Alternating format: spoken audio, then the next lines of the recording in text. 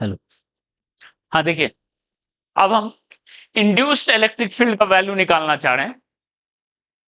अभी हम लोगों ने देखा इंड्यूस्ड इलेक्ट्रिक फील्ड क्यों प्रोड्यूस होगा, जिस रीजन में मैग्नेटिक फील्ड टाइम के साथ वेरी करेगा एक इलेक्ट्रिक फील्ड इंड्यूस करेगा, वही चार्ज को घुमाएगा। ठीक है, इलेक्ट्रिक फील्ड इंड्यूस होगा, एक्सप्रेशन है ये। ठीक है, और डायरेक्शन हम लोग क्या जज किए थे, डायरेक्शन जज किए थे ऐसे लेंज लॉ से कि अगर ये रीजन है, ये रीजन है, ठीक है, अगर मैग्नेटिक फील्ड बढ़ेगा, ये मैग्नेटिक फील्ड था, मैग्नेटिक फील्ड ये बढ़ेगा तो ये कैसा प्रोड्यूस करेगा, इलेक्ट्रिक फील्ड बढ़ रहा है तो ऐसा प्रोड्यूस करेगा। एक याद रख लो, अब इसका उल्टा करते चलो। ठीक है, और अगर डॉट घटेगा तो ऐसा होगा, क्रॉस घटेगा या डॉट बढ़ेगा, मैग्नेटिक फील्ड। ये है रूल। पर सवाल है, ये तो हमने देख लिया, डायरेक्शन देख लिया, वैल्यू कितना है, तो वैल्यू निकलेगा यहां से, वैल्यू निकलेगा यहां से।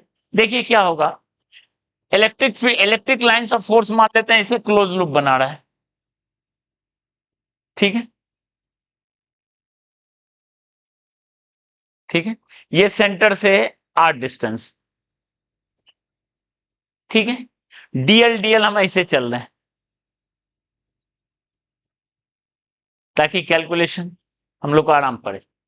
ठीक है, तो देखो इलेक्ट्रिक फील्ड डीएल दोनों एक ही तरफ है, तो ई इंड्यूस डॉट डीएल किसके बराबर लिखेंगे, ई उस आर पे क्या वैल्यू है इंटू डी आर लिखेंगे क्या।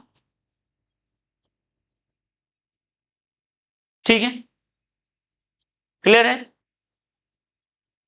ओके। ठीक है, डी आर नहीं डीएल, सॉरी डी आर तो हो गया रेडियली, डीएल इसका मैग्नीट्यूड हो गया डीएल, ई डीएल इंटू कॉस 0 डिग्री लिखेंगे ना, इसे देखो ना, दोनों एक तरफ है तो वो क्या लिखाएगा, ई इंड्यूस्ड उस आर पे इंटू डीएल। तो जो वेक्टर है वो एक्सप्रेशन को हमने स्केलर बदल दिया। अब आगे क्या लिखेंगे, ई इंड्यूस डॉट डीएल को क्या लिख रहे हैं हम लोग, ई इंड्यूस्ड उस आर पे इंटू डीएल। ई इंड्यूस का वैल्यू निकाल लिए बाहर, क्योंकि इस मैग्नीट्यूड तो फिक्स है हर जगह, मैग्नीट्यूड हर आर पे सेम है, डायरेक्शन बदल रहा है, इसलिए हमने स्केलर को बदल दिया, जैसे बी डॉट डीएल में करते थे एम्पियर्स लॉ में। बी पहले ही अंदर में ही सॉल्व करके, याद करो, बी डॉट डीएल इसी तरह तरीके से तो था, equal to mu naught I enclose लिखते थे।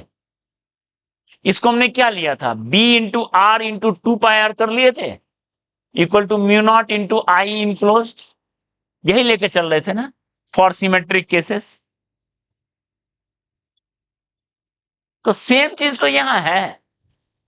ठीक है, वो क्या होगा, इंटू 2 पाई आर, ये टर्म इसमें बदल गया सिमेट्रिक केस के लिए।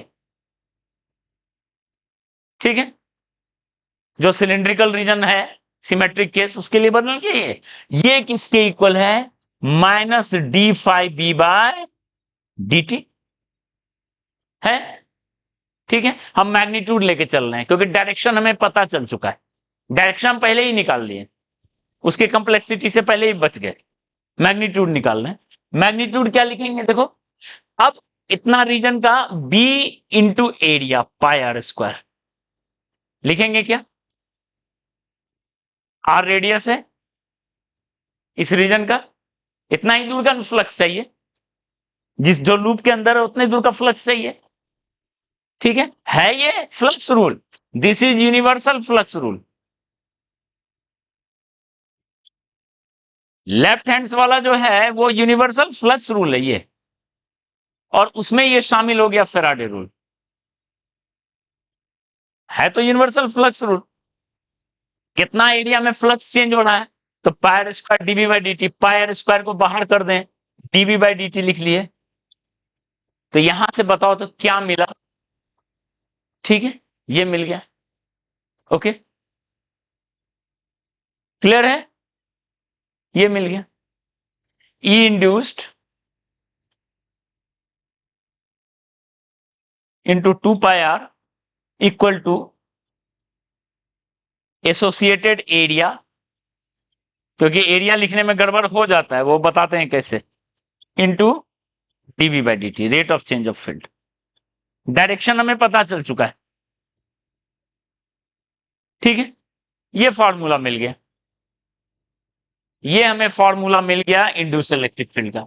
तब सवाल है निकलेगा वैल्यू कितना होगा, वो वैल्यू कितना होगा, ठीक है। ये वैल्यू मिल गया, तो अब हम लोग करके देख लेते हैं, यहीं पे देख लेते हैं।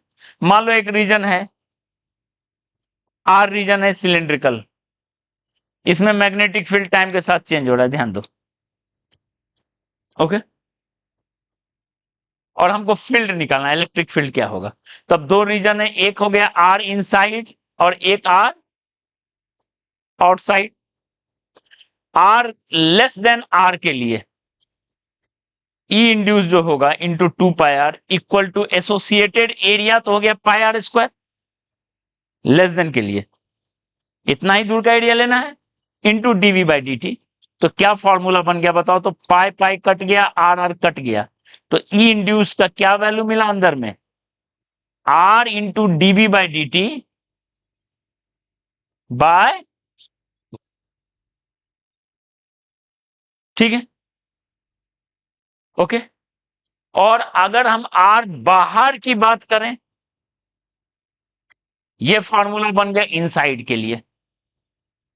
और बाहर की बात करें, यहां देखो हम यहां ड्रॉ कर रहे हैं, बाहर में फॉर्मूला यही लगा रहे हैं, E induce into R equal to associated area. अगर हम बाहर का लूप लें तो कितना कितना देर में एरिया में फ्लक्स चेंज हो रहा है, फ्लक्स तो इतना ही दूर में चेंज हो रहा है, πr² में, कैपिटल R² में। पूरा बाहर में फील्ड है ही नहीं, फ्लक्स इतना, क्योंकि रूल है यहां से फ्लक्स निकालिए। अगर आप यहां पे ये लेके चल लेंगे πr² आर कट गया, वो हर बार नहीं होगा, वो अंदर में कट जाएगा, बाहर में नहीं कटेगा।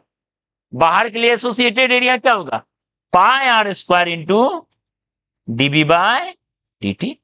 तो पाई पाई कट गया, तो ई इंड्यूस का बाहर में जो रोल आएगा R² dv by dt bye, यानी यहां पे डायरेक्टली प्रोपोर्शनल टू आर, यहां इनवर्सली प्रोपोर्शनल टू आर। बाहर में, अंदर में डायरेक्टली प्रोपोर्शनल टू आर, बाहर में इनवर्सली प्रोपोर्शनल टू आर। मतलब ई इंड्यूस का आर के साथ जो ग्राफ होगा, आर इक्वल टू आर पे जो वैल्यू लिखेंगे,